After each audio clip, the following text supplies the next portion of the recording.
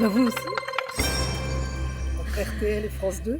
Allez, Anne Hidalgo, la maire de Paris, a déclaré hier soir sa candidature. C'était aux 20h de France 2, candidate à la présidence de la République. Elle a dit « Je suis prête ». Vous le pensez aussi qu'elle est prête? Vous avez une candidature qui se résume à des bons sentiments ou des lieux communs. Tout ça pour faire oublier sa gestion catastrophique de Paris. Enfin, vous le savez tous, vous êtes maire de famille, qu'est devenu Paris sous la mandature d'Anne Hidalgo. Un taux de délinquance inédit. J'avais dénoncé ça pendant ma campagne municipale avec des zones de non-droit. Vous savez qu'à Paris, il y a des endroits où les femmes ne peuvent pas aller, avec des zones totalement livrées aux trafiquants de stupes. Elle a pourtant été réélue. Non mais attendez, justement, des zones totalement livrées au trafic de stupes et à la traite des êtres humains. Paris qui est en faillite, 10 milliards de budget, presque 7 milliards de dettes. On va arriver à fin 2021 à 7 milliards de dettes.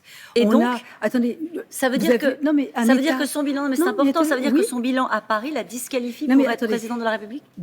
Paris extrêmement sale, un chaos dans la mobilité, dans la circulation, des chantiers qui se prospèrent dans tous les sens. Et puis un autre indicateur, des familles qui quittent tous les ans Paris. D'ailleurs, on a un critère.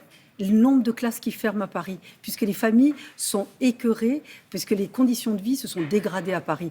Moi, je ne crois pas que les Français aient envie que la France se transforme en Paris géré par Madame Hidalgo. D'ailleurs, quand vous dites, elle veut faire oublier son bilan, pourquoi elle a souhaité acter sa candidature loin de Paris? Tous les articles de presse disent, elle veut faire oublier qu'elle est parisienne.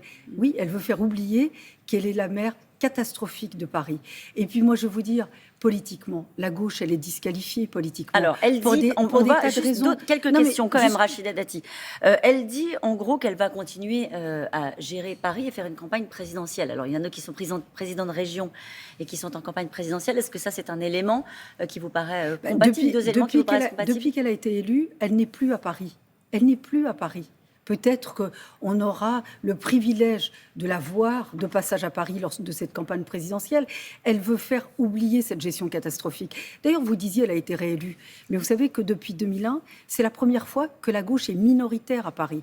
Puisque le groupe politique que je préside à Paris est majoritaire. C'est le premier groupe politique à Paris. Sauf que son alliance avec les Verts, évidemment, fait que son alliance est majoritaire. Puis moi, je renvoie aux propos d'ailleurs d'écologistes. Hier, des écologistes du Conseil de Paris, qui sont dans sa majorité, ont appelé à ce qu'elle renonce à cette campagne électorale en disant que Paris avait besoin d'un maire à plus de 300%, je cite, en disant que Paris était en faillite, que Paris, effectivement, c'est ce que vous lui demandez aussi ce matin, Rachida Dati. Moi, je ne lui demande rien.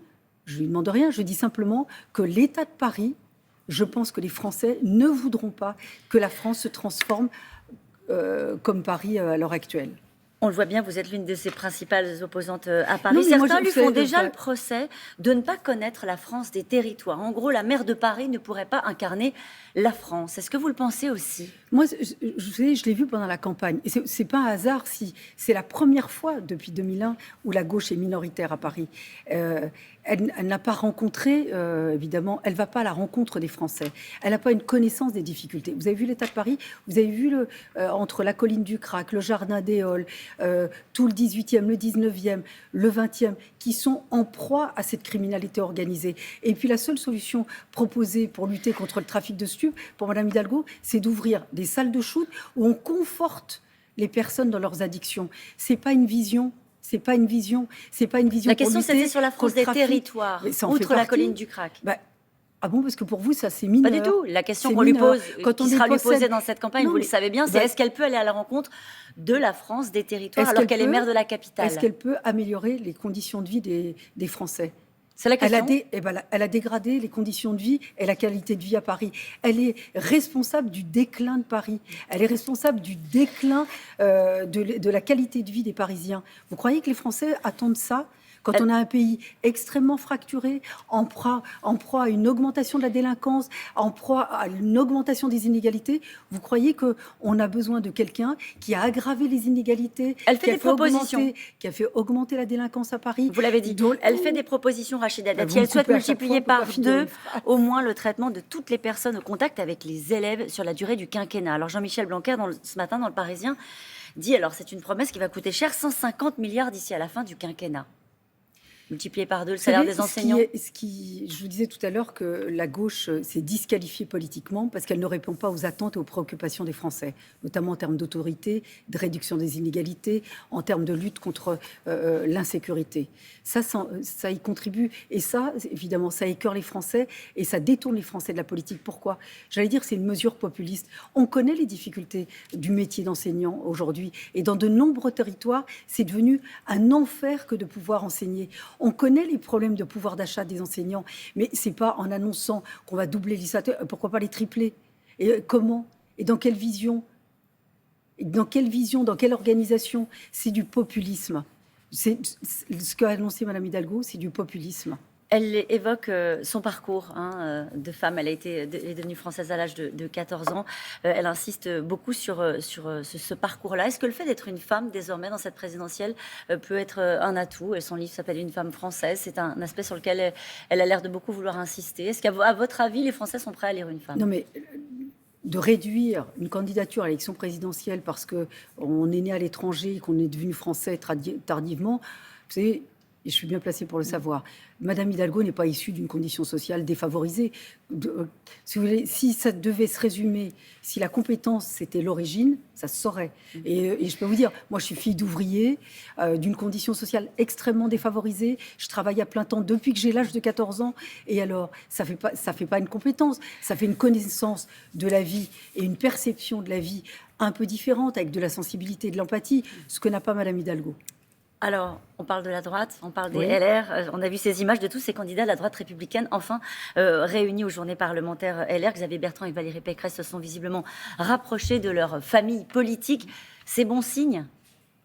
C'est un bon signe que la droite et le centre soient en bonne position pour gagner l'élection présidentielle de 2022. La France est majoritairement à droite. Elle est majoritairement à droite dans ses valeurs, dans ses attentes, dans ses préoccupations. Et d'ailleurs, les Français l'ont démontré, puisqu'à chaque scrutin intermédiaire, ils ont voté pour nous. Donc aujourd'hui, avec un candidat unique, je peux vous dire que 2022, nous avons de fortes chances de l'emporter. Avec un candidat unique, c'est bien ça le sujet. C'est une condition. Oui, comment y arriver ? Vous êtes contre les primaires. Rachida Dati, vous l'avez toujours dit, il paraît que Nicolas Sarkozy est pour. Non mais... Nicolas Sarkozy s'est absolument pas exprimé sur les primaires. Ça, je peux vous le dire. Et puis, si on peut laisser un peu Nicolas Sarkozy en dehors de tout cela, ça serait bien. Voilà, c'est un ancien chef d'État. Qu'il s'intéresse à sa vie politique, c'est normal, il ne l'a jamais trahi. Mais qu'on puisse l'attraire à des petites c'est ce qui a été fait ces derniers jours. Oui, je trouve ça pas au niveau. Mais sur les primaires, moi, je n'y suis pas fondamentalement favorable parce que je pense que ça génère de la division et des haines. Là, nous avons 2 échéances importantes. Le 25 septembre, les militants vont dire, les adhérents vont dire s'ils sont favorables à une primaire ou pas. Mais quoi qu'il arrive, le Congrès ou le Conseil national, fin novembre, décidera du candidat de la droite et du centre et du candidat unique. Et maintenant, désormais, tous les candidats, que ce soit la primaire ou pas, sont favorables à ce processus. 25 septembre, fin novembre, nous aurons un seul candidat. Vous soutenez Xavier Bertrand, Rachida Dati ?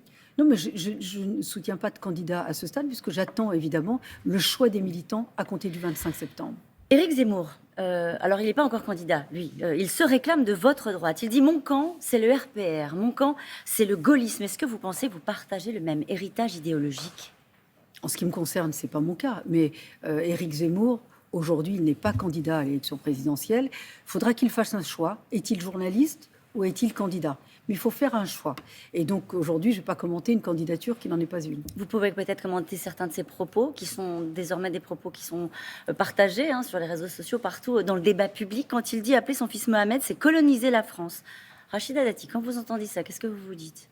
Ce sont des propos qui blessent, ce sont des propos qui heurtent.